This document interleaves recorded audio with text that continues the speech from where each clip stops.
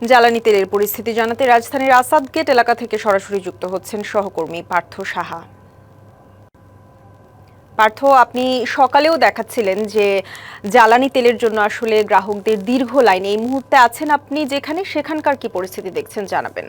ঈশিতা, আসাদ গেটের একটি পেট্রোল পাম্পে আসলে অবস্থান করছি। সকাল থেকে আপনার মাধ্যমে আমাদের দর্শকদেরকে পেট্রোল পাম্পের যে চিত্র সেটি আসলে দেখানোর চেষ্টা করছি। তবে সকাল থেকে এখন দুপুর এখনও কিন্তু রাজধানীর বেশিরভাগ পেট্রোল পাম্পই আসলে বন্ধ রয়েছে। আর যেগুলো খোলা রয়েছে সেখানে রেশনিং পদ্ধতি, ফুয়েল কার্ড এমন নানা বিধিবিধান কিন্তু আসলে চালু করা রয়েছে।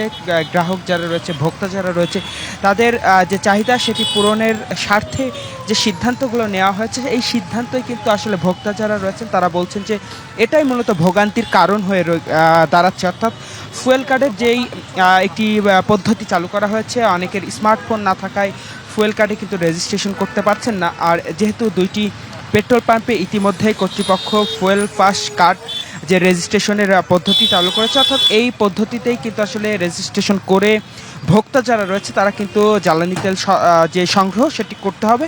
যাদের রেজিস্ট্রেশন নেই তারা কিন্তু করতে পারছেন না। অন্যদিকে রাজধানীর অধিকাংশ পেট্রোল পাম্প বন্ধ রয়েছে, তবে গ্রাহকদের যে দীর্ঘ অপেক্ষা সেটি কিন্তু আসলে অব্যাহত রয়েছে। আমি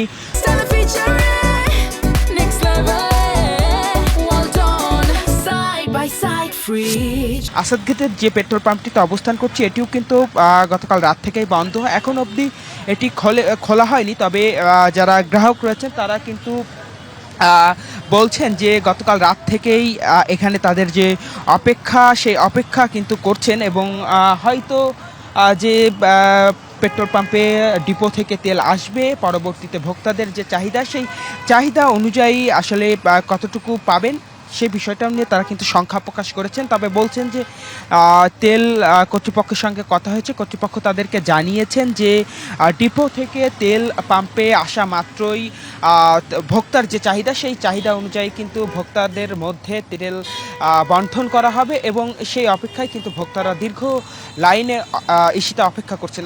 আসাদ গেট পেট্রোল পাম্প থেকে এই ছিল আমার কাছে সবশেষ। পার্থ, আপনাকে ধন্যবাদ।